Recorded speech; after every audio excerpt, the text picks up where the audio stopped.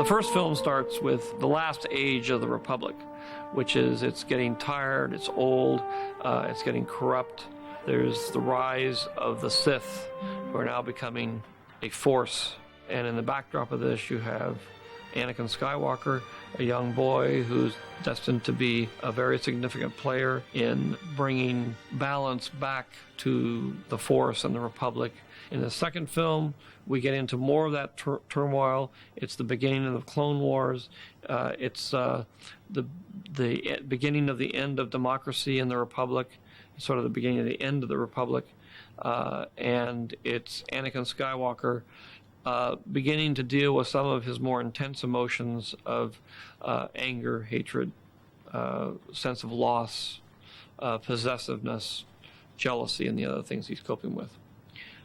Then we will get to the third film where he is seduced to the dark side, which brings us up to films 4, 5, and 6, where Anakin's offspring redeem him and allow him to fulfill the prophecy where he brings balance to the Force by doing away with the Sith and getting rid of evil in the universe. Yeah, all right, fine, let's go. In episode 2, we get to go back to Tatooine, we get to go back to the homestead, and we get to see Owen Lars and Aunt Beru 25 years earlier. I thought it would be fun to show who these people were before they existed in episodes 4, 5, and 6. I feel really honoured. I don't think it's hit me really that I'm actually playing Aunt Beru. It's quite amazing to step into a role that already exists. I mean, to be able to watch what another actor has done 25 years ago. So I have episode 4 to watch what Phil Brown has done as Owen and to try and do it service in that regard.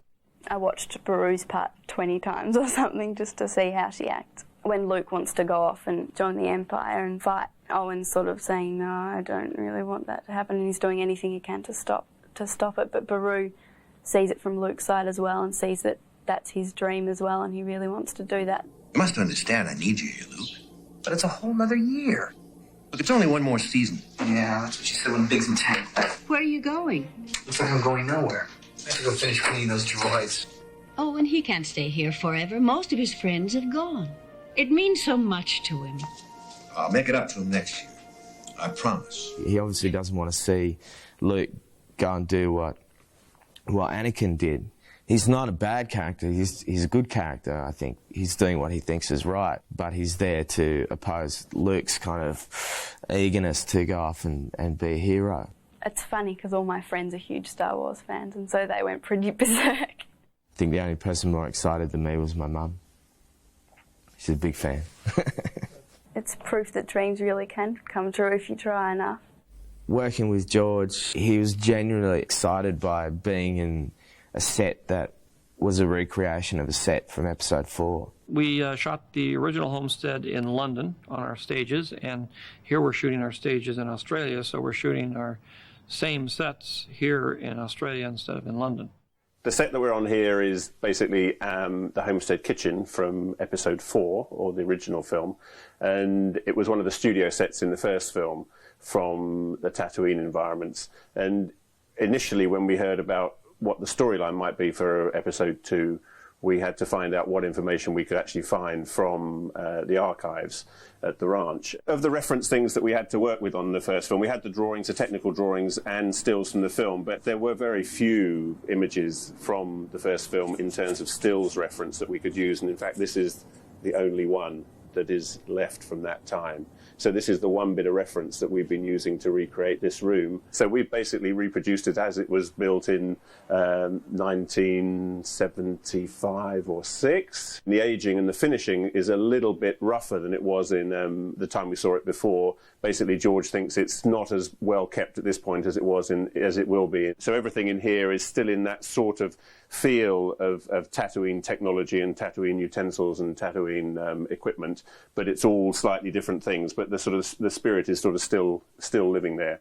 This set, like a lot of Tatooine sets, is mainly it's about where the Skywalker family comes from and their history. And I think everybody who's sort of into the Star Wars world probably feels quite in tune with the Tatooine environments. And certainly on Phantom Menace, I think everybody had a little special feeling of connection to when we were going back to the Tatooine environments in Tunisia. We're basically using a mixture of location work and set building, and we're doing roughly the same things as they did on Episode 4, which is building the Homestead Kitchen, which is here, and building the Homestead Garage, which is also in the studio here. And then for the other environments, which are basically the courtyard of the homestead, the sunken troglodyte pit, and the dining room, which is one of the rooms off the troglodyte, actually on location in Tunisia. I think in the end there's something quite spiritual about going back to the original location for the homestead, probably in George's eyes. I think it's fascinating for people to know where all this came from.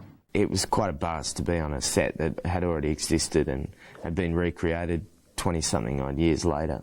Working with George, he's great. He's sort of a mixture of giving little bits of advice on how he sees his take on it. He let me do what I felt like I naturally wanted to do, and then, you know, he was like, that's cool, or pull that back, or, you know, throw that away a little more. As soon as I met Anthony Daniels, I think he said something to me from the very first film that he did, which was Episode 4, and told me a couple of stories from that, and we sort of stumbled through that scene together. You know, I suppose you programmed for etiquette and protocol, and he's like answering me back, and I say, shut up, all right, shut up. And he goes, shutting up, sir. Protocol? Why, it's my primary function, sir. I am well versed in all the customs. Can you speak Bocce? Of course I can, sir. It's like a second language to me. I'm a All right, shut up. I'll take this. Shutting up, sir. I suppose as much as George Lucas's Star Wars, so is Anthony Daniels, because he's been there since day one. George has always said that the whole Star Wars trilogy is told through the eyes of the robots. Do you know, the weird thing is, being here doing Episode 2, finally, after nearly 25 years, I'm beginning to understand how it becomes this story. In Episode 1, C-3PO is being put together and he has no outer coverings. In this one, we get to see his outer coverings put on, but they're all a mishmash of used parts, and they're steel and painted and not very attractive. You know, I see people in beautiful costumes. Amidala, fabulous. Me, I'm wearing junk. So you get to see him advance in terms of his eventual reality that we will see through Episode 4, 5, and 6. And it may give people a clue about why 3PO has always had a silver leg. You know, how come? Everyone wants to know. It's because he's always built out of junk. C-3PO came originally out of a painting by Ralph McQuarrie. All sorts of, you know, engineering work has gone into making it possible for me to wear this puppet on incredibly. It's very heavy, and they made this steel, leather, rubber harness. I'm indeed rehearsing right now to try and get it to walk as near to 3PO as possible, and it's very, very difficult. Filming is always like this. Hurry up and wait. Very quiet, please. Stand by for rehearsal. Yesterday, I got to make the big transition, which was weird. So many fans have said to me, well, it's not 3PO without, you know, clothes on and all that kind of thing. And I was glad that 3PO was getting dressed. It was great to be there that day when that happened. And I hope the audience get a buzz out of that. I'd like to think there'd be a little, now he's back sort of thing. If we get into too much trouble, we can just leave it on, because we're really going to see it go on in the close-up anyway. So there he is, all put together out of a bit of this, bit of that. One of the things I like about this script is it ties up all sorts of little ends and thoughts that I had, and certainly I'm sure the fans did, about 3PO's beginnings. We seem to be made to suffer. It's our lot in life. He is somebody who's not had the most comfortable life. Basically, all 3PO wants is to have a quiet life and to care. He starts out as a droid, he ends up as a droid. He has a very unhappy droid life in between. What can I tell you? It was a genuine shock for me to find out that Darth Vader, Anakin Skywalker, was 3PO's father. I hope 3PO never finds out. Can you imagine? Can you think of the therapy sessions that would have to go on after that? 3PO lying on the couch. Darth Vader, my father, my... A lot of the issues that are in films 4, 5, and 6 become much clearer when you begin to realize what's behind the issues and how things came to pass. Because there's a lot of things that really are alluded to in the last 3 films, but they don't make much sense unless you really get the gist of what happens, and you really have to have seen 1, 2, and 3 in order to get it all. You get to see the universe, kind of, in the first 3 films. You know, you get to go to the Senate, you get to go to the center of the galaxy, you get to go to these very sophisticated planets and all that kind of stuff.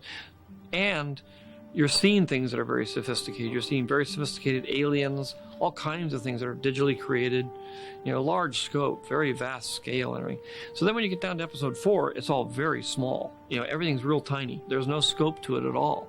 And it's in a very small corner of the galaxy. You talk about those things, but you never ever get to see them. But of course, in this thing, you'll have already seen all those things, so you'll know what they're talking about.